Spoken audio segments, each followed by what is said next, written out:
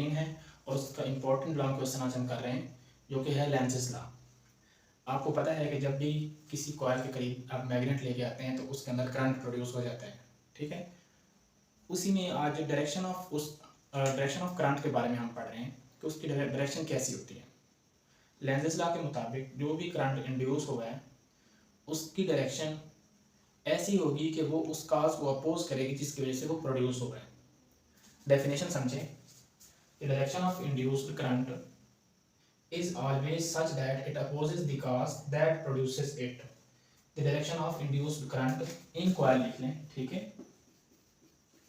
is always such that it opposes the cause that produces it. अब ये term हमने induced लगाई है ना, इंड्यूस्ड का वैसे लफ्ज़ी मतलब होता है पैदा होना, प्रोड्यूस होना, ठीक है। लेकिन यहाँ इंड्यूस्ड जो हमने फिजिक्स में इस्तेमाल किया है इसका मतलब होता है वो करंट जो मैग्नेट की वजह से प्रोड्यूस हुआ हो, ठीक है, तो उसे हम इंड्यूस्ड कहेंगे, इंड्यूस्ड करंट, ठीक है। अब वो कह रहे हैं कि इसकी डायरेक्शन हमेशा ऐसी होती है कि ये उस काज को अपोज कर दिया है जिसकी वजह से ये पैदा हुआ है, ठीक है।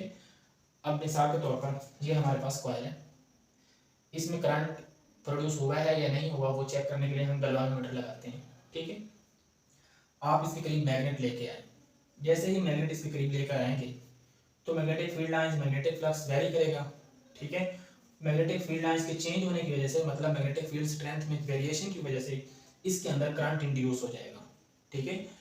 अब वो कैसे पता चलेगा, ये डिफ्लेक्शन जो है गैल्वानोमीटर की नीडल जो है ये डिफ्लेक्शन शो करेगी, वहां से हमें पता चल जाएगा कि इस कॉइल के अंदर करंट इंड्यूस हो गया है। लेकिन इस करंट की डायरेक्शन ऐसी होगी कि ये अपोज करेगी उस काज को जिस वजह से पैदा हुआ है। मतलब ये कॉइल मैग्नेट बन जाती है ना।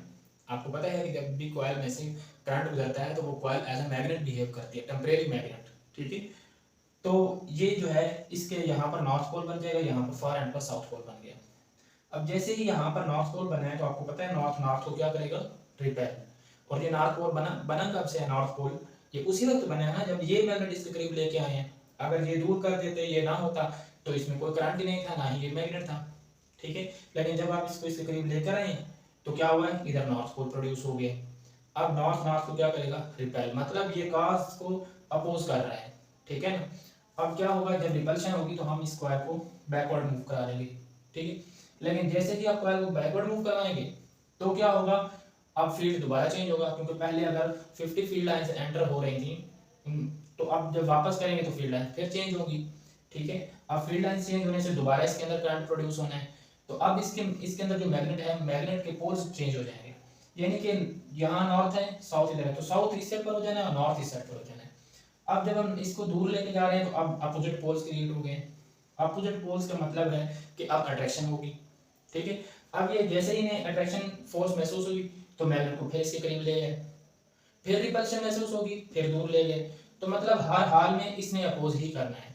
अगर हम मैग्नेट इसके करीब लेके जाते हैं तो यहाँ से हमें महसूस होता है कि ये कहते हैं वापस ले लें, जब हम इसे वापस लेके जाते हैं फिर कहते हैं कि करीब लेके हैं। तो मतलब ये है लेंज़ेस लॉ कि जो डायरेक्शन है इंड्यूस्ड करंट की वो हमेशा ऐसी होती है कि वो उस काज को अपोज करती है जिसकी वजह से वो पैदा हो रहा है, यानी कि खुद को पैदा करने वाले की मुखालफत करना इस इंड्यूस्ड करंट की प्रॉपर्टी है, ठीक है ना। उसकी डायरेक्शन ही ऐसी रखी जाती है। अब हमने ये देखना है कि Lenz's law of conservation of energy को कैसे फॉलो करता है। How Lenz's law is the manifestation of the law of conservation of energy. तो बहुत आसान है, ये मैग्नेट है, आपने इस मैग्नेट को कॉइल के करीब लेके के वेलोसिटी v के साथ लेके जा रहे हैं, तो मतलब आप वर्क डन परफॉर्म कर रहे हैं, आप मैकेनिकल वर्क कर रहे हैं, तो वो मैकेनिकल वर्क मैकेनिकल एनर्जी होगी, ठीक है। अब जैसे इसके करीब लेके गए इसके अंदर करंट इंड्यूस हुआ, करंट इंड्यूस होने का मतलब है कि इलेक्ट्रिकल एनर्जी प्रोड्यूस हो गई, ठीक है। अब इलेक्ट्रिकल एनर्जी प्रोड्यूस हो गई, ठीक है।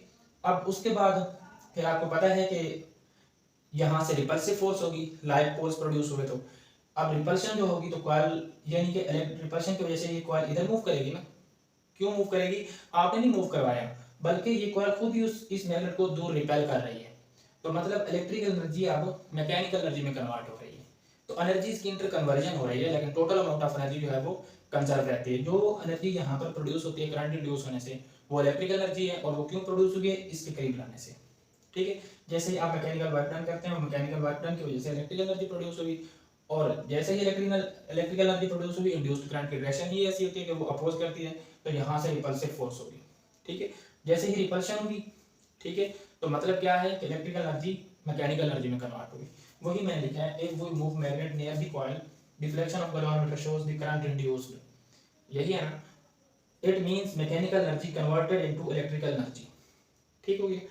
when same poles created near the ends of the coil, near ends of the coil, कहते हैं कि जब सेम पोल्स यहाँ पर क्रिएट हो जाते हैं तो फिर क्या होता है, रिपल्शन।